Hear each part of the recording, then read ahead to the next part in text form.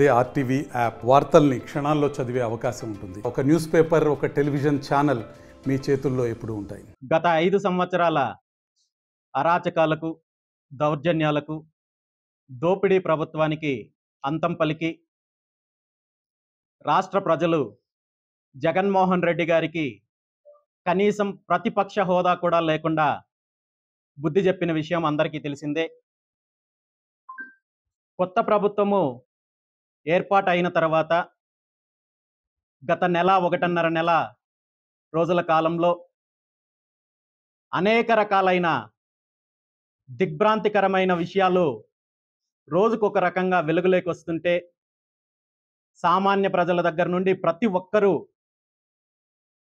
నిజంగా గత 5 సంవత్సరాల్లో ఇన్ని అరాచకాలు జరిగాయా, ఇన్ని దౌర్జన్యాలు జరిగాయా, ఇంత దోపిడీ జరిగిందా అని చెప్పి ఆశ్చర్యపోతున్నారు.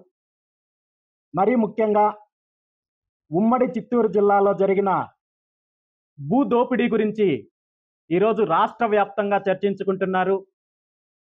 వేల ఎకరాలు తన సొంత ఆస్తులలాగా పూర్తిగా కబ్జా చేసి ప్రైవేట్ ఆస్తులు, ప్రభుత్వ ఆస్తులు, డీకేటీ ఆస్తులు, దేవాదాయకు సంబంధించిన ఆస్తులు ప్రతి ఒక్కటి ఎక్కడ ఏ అవకాశం వచ్చినా వదిలిపెట్టకుండా గత 5 సంవత్సరాల్లో మాజీ మంత్రి పెద్దిరెడ్డి రామచంద్రారెడ్డి గారు, అతని కుటుంబ సభ్యులు, అతని చెంచాలు పూర్తిగా దోపిడీ చేసే కార్యక్రమం జరిగిందనే విషయాన్ని ఈరోజు రాష్ట్ర ప్రజలు చూస్తున్నారు. ఈ దోపిడీ నుండి తప్పించుకోవడానికి ఇవన్నింటినీ కూడా ఆధారాలు మార్చడానికి కూడా దిగజారి ప్రభుత్వ ఆఫీసుల పైన పడి దీనికి సంబంధించిన ఆధారాలని కాల్ చేసే ప్రయత్నం కూడా జరుగుతుందనే విషయము ఈరోజు మనం చూస్తున్నాము. కేవలము భూములు మాత్రమే కాదు, పెద్దిరెడ్డి గారి కుటుంబము, అతని అనుచరులు రాష్ట్ర వ్యాప్తంగా ఇసుక పేరు చెప్పి దోపిడీ చేశారు, గనుల పేరు చెప్పి దోపిడీ చేశారు, ఎర్రచందనం దోపిడీ చేశారు. వేల కోట్ల రూపాయలు ఈరోజు రాష్ట్ర ప్రభుత్వ సొమ్మును పూర్తిగా లూటీ చేసే కార్యక్రమం చేస్తే, అదేవిధంగా వాళ్ళ కంపెనీ ఏదైతే ఉందో పిఎల్ఆర్ కంపెనీ పూర్తిగా అనేక రకాలుగా అక్రమ ప్రాజెక్టుల పేరు చెప్పి, టెండర్ల పేరు చెప్పి కేవలం చిత్తూరు జిల్లాలోనే వేల కోట్ల రూపాయలు ప్రభుత్వ సొమ్ముని కాజేసే ప్రయత్నం జరిగిందనే విషయం కూడా మనందరికీ తెలిసిందే.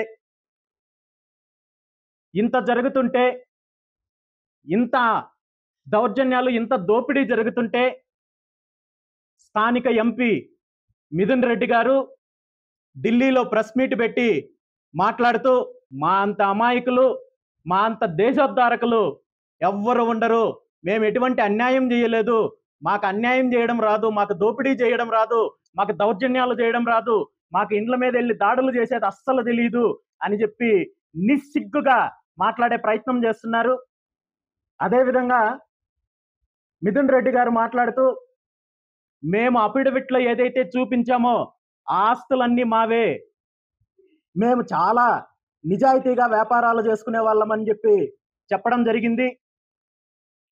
ఈ అఫిడవిట్కి సంబంధించి ఏదైతే పొందుపరిచారో ఆ ఆస్తుల గురించి మీరు ప్రత్యేకంగా చెప్పాల్సిన అవసరం లేదు, అది ప్రతి ఒక్కరికి అందుబాటులో ఉంటుంది. పోటీ చేసిన అభ్యర్థికి సంబంధించిన అఫిడవిట్లో మీరు ఏ ఏ ఆస్తులు పొందుపరిచారో ఎవరికైనా అది అవైలబిలిటీ ఉంటుంది. ఇక్కడ మీరు మాట్లాడాల్సింది మీ అఫిడవిట్లో ఉన్న ఆస్తుల గురించి కాదు, మీరు దోపిడీ చేసిన ఆస్తుల గురించి మాట్లాడాలి, మీరు దౌర్జన్యంగా లాక్కున్న ఆస్తుల గురించి మాట్లాడాలి.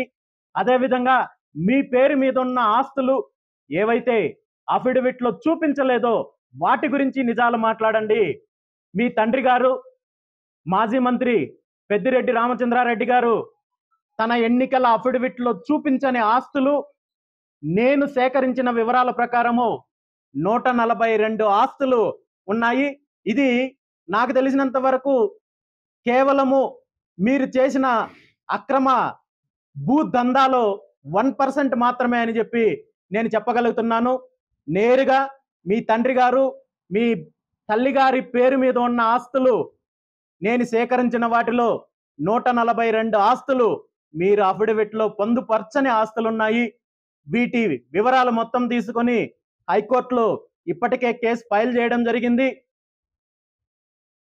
ఇక్కడ పుంగనూరు ఎమ్మెల్యేగా ఎన్నికైన పెద్దిరెడ్డి రామచంద్రారెడ్డి గారిని అనర్హుడిగా ప్రకటించాలని స్క్రూటినీ ఆఫీసర్ పూర్తిగా రికార్డులన్నీ పరిశీలించిన తర్వాత ఇది ఈ కేసు విచారణ అర్హత ఉందని చెప్పి తీసుకొని గత 24వ తేదీ విచారణ మొదలు పెట్టారు. ఇక్కడ దీనికి సంబంధించిన పూర్తి వివరాలతో రావాలని దానికి సంబంధించిన అధికారులకి మిగిలిన వాళ్ళందరికీ కూడా నోటీసులు ఇవ్వడం జరిగింది. అదేవిధంగా 31వ తేదీకి మళ్ళీ ఈ కేసు వాయిదా వేయడం జరిగింది.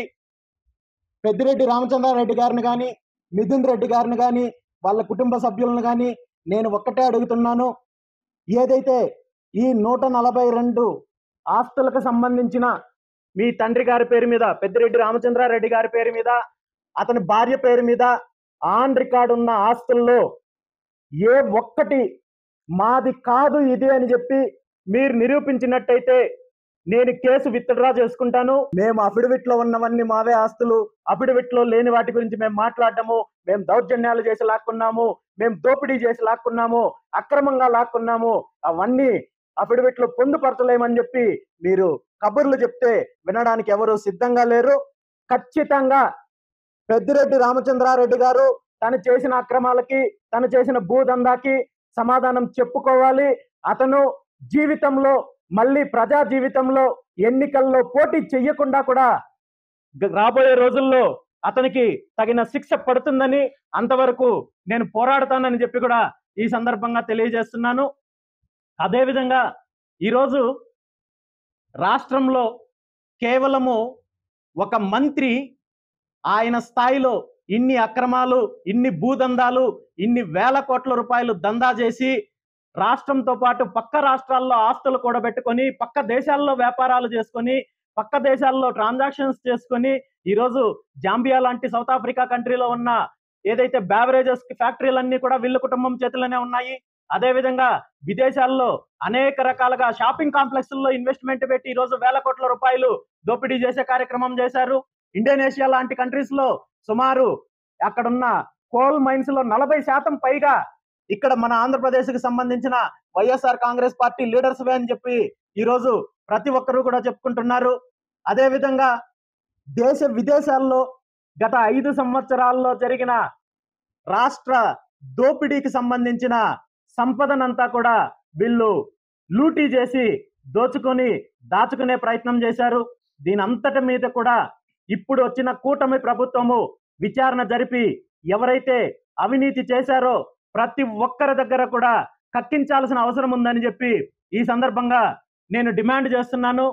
ఎందుకంటే ఒక పెద్దిరెడ్డి రామచంద్రారెడ్డి లాంటి వాడే వేల ఎకరాలు ఈరోజు దోపిడీ చేశారంటే మిగిలిన అందరూ కూడా రాష్ట్రంలో ప్రభుత్వం అడ్డం పెట్టుకొని జగన్మోహన్ రెడ్డి దగ్గర నుండి వాళ్ళ మంత్రులు, ఎమ్మెల్యేలు, నాయకులు, కార్యకర్తలు ఏ విధంగా దోపిడీ చేశారో, ఏ విధంగా అరాచకాలు చేశారో ఈరోజు ప్రతిరోజు మనం చూస్తున్నాము.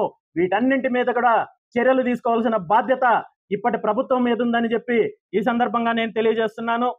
ఇంత అరాచకాలు చేసి ఇంత దోపిడీ చేసిన తర్వాత కూడా సిగ్గు లేకుండా జగన్మోహన్ రెడ్డి గారు కనీసము ప్రజలు ఏదైతే ప్రతిపక్ష హోదా కూడా లేకుండా తనకు బుద్ధి చెప్తే నాకు ప్రతిపక్ష హోదా కావాలని చెప్పి ఈరోజు కోర్టుకెళ్ళి నిస్సిగ్గుగా తనకు ప్రతిపక్ష హోదా కావాలని అడిగే ప్రయత్నం చేస్తున్నారు.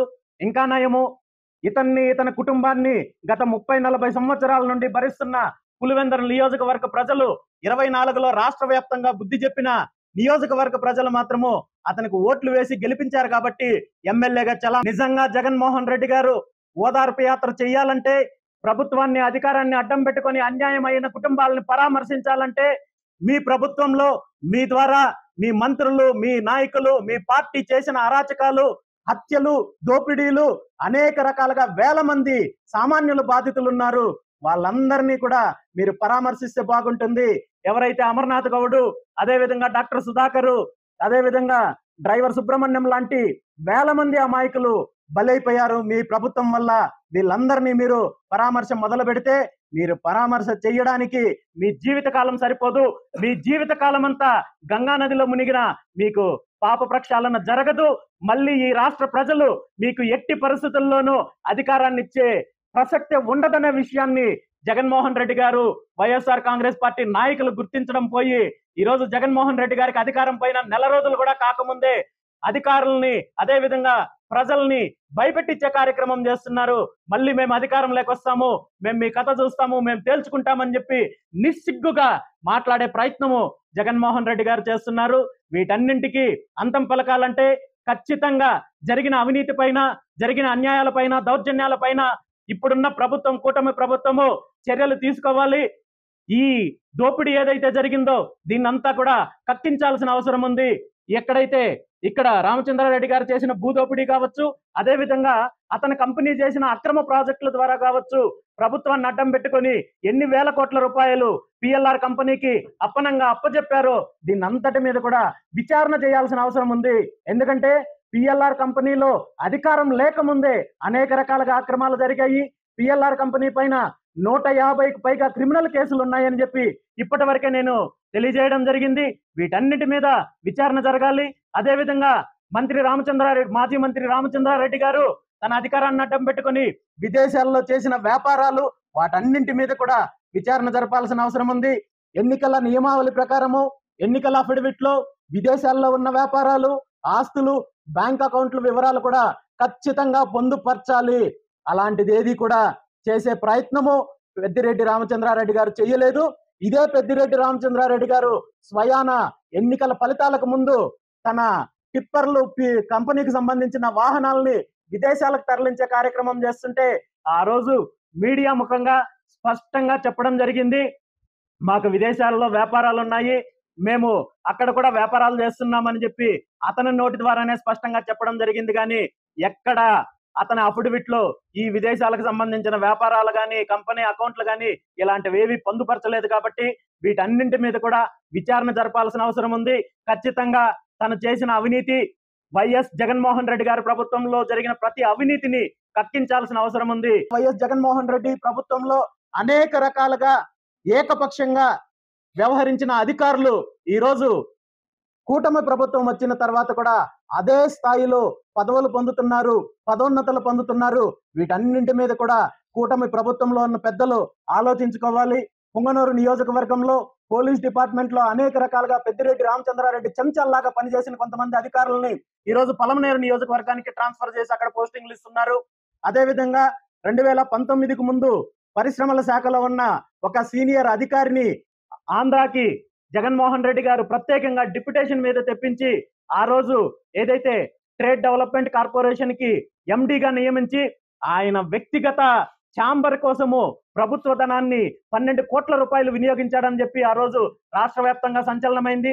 అదేవిధంగా పోర్టులకి సంబంధించి అతనికి కట్టబెట్టే ప్రయత్నం జరిగింది. అలాంటి అవినీతి పరుల అధికారులు ఎవరైతే ఉన్నారో వాళ్ళకి కొత్త ప్రభుత్వం వచ్చిన తర్వాత పక్కన పెడతారని చెప్పి ప్రజలు ఆలోచిస్తుంటే, అలాంటి అవినీతి పరులు ఎవరైతే ఉన్నారో ప్రతాప్ రెడ్డి లాంటి అవినీతి పరులకి పదోన్నతి ఇచ్చి ఈ రోజు మచిలీపట్నం పోర్టుకి డైరెక్టర్ గా కూడా నియమించడం జరిగిందని చెప్పి ఈ మధ్య మనం చూసాము. అదే విధంగా గత సంవత్సరంలో ప్రతిపక్ష నేత హోదాలో ఇప్పటి ముఖ్యమంత్రి చంద్రబాబు నాయుడు గారు అంగళ్ళ పర్యటన చేసినప్పుడు అతని మీద, అదే విధంగా వాళ్ళ పార్టీకి సంబంధించిన నాయకులు, కార్యకర్తల మీద అనేక రకాలుగా తప్పుడు కేసులు పెట్టి 307 కేసులు పెట్టి వేధించి జైలుకు పంపించిన అప్పటి ఎస్పీ ఎవరైతే ఉన్నారో గంగాధర గారు ఈ రోజు కృష్ణా జిల్లా ఎస్పీగా అతనికి పోస్టింగ్ ఇవ్వడం జరిగింది. నిజంగా అధికార పార్టీ నాయకులు, మంత్రులే విస్తుపోతున్నారు ఇలాంటి సంఘటనలు చూసి. ఎవరైతే తప్పు చేసిన అధికారులు ఉన్నారో వాళ్ళకే మద్దతు పలికి వాళ్ళకి పోస్టింగ్లు ఇచ్చి పదోన్నతులు ఇస్తే తప్పు చేసిన అధికారులకి భయం ఎక్కడ ఉంటుందని చెప్పి అధికార పార్టీ నాయకులే మాట్లాడే పరిస్థితి ఉంది. ఇదే ఎస్పీ గారు కృష్ణా జిల్లా ఎస్పీగా పోస్టింగ్ తీసుకున్న తర్వాత అప్పటి మంత్రి కొడాలి నాని గారి పియాకి ఏదో చిన్న సంఘటన జరిగిందని చెప్పి నేరుగా వెళ్ళి పరామర్శించి కేసు తీసుకుంటున్నారంటే ఇప్పటికి కూడా ఇప్పుడున్న అధికారుల్లో కూడా వైఎస్ఆర్ కాంగ్రెస్ పార్టీ నాయకులకి ఏ విధంగా సహకరిస్తున్నారనే విషయాన్ని ఇప్పటి ప్రభుత్వం, కూటమి ప్రభుత్వం, ముఖ్యంగా ముఖ్యమంత్రి చంద్రబాబు నాయుడు గారు గమనించాల్సిన అవసరం ఉందని చెప్పి తెలియజేస్తున్నాను. ఇలాంటి పరిణామాలు జరిగితే గత ప్రభుత్వ హయాంలో 3 సంవత్సరాల పాటు ఇక్కడ చిత్తూరు జిల్లాలో పెద్దిరెడ్డి రామచంద్రారెడ్డికి చెంచాలాగా పనిచేసిన రిశాంత్ రెడ్డి గారికి కూడా రేపు పొద్దున్నే ఏదో జిల్లా ఎస్పీ గానో లేదా ప్రమోషన్ ఇచ్చి డిఐజీ గానో నియమించే పరిస్థితి వస్తుంది. కాబట్టి ఇలాంటి తప్పు చేసిన అధికారుల విషయంలో చాలా నిష్పక్షపాతంగా వ్యవహరించి వీళ్ళకి శిక్ష వేసే విధంగా చర్యలు తీసుకోవాల్సిందిగా నేను ముఖ్యమంత్రి చంద్రబాబు నాయుడు గారిని కోరుకుంటున్నాను. అదేవిధంగా ఎటువంటి రాజకీయ ప్రలోభాలకి గురి కాకుండా ఎవరైతే తప్పు చేశారో పెద్దిరెడ్డి రామచంద్రారెడ్డి గారు లాంటి వాళ్ళకి ఖచ్చితంగా శిక్ష పడే విధంగా చర్యలు తీసుకోవాల్సిన అవసరం ఉంది. మరిన్ని వీడియోస్ కోసం ఛానల్ ని సబ్స్క్రైబ్ చేయండి. లేటెస్ట్ అప్డేట్స్ కోసం వాట్సాప్ ఛానల్ ని ఫాలో చేయండి. అండ్ లింక్ డిస్క్రిప్షన్ లో ఉంది.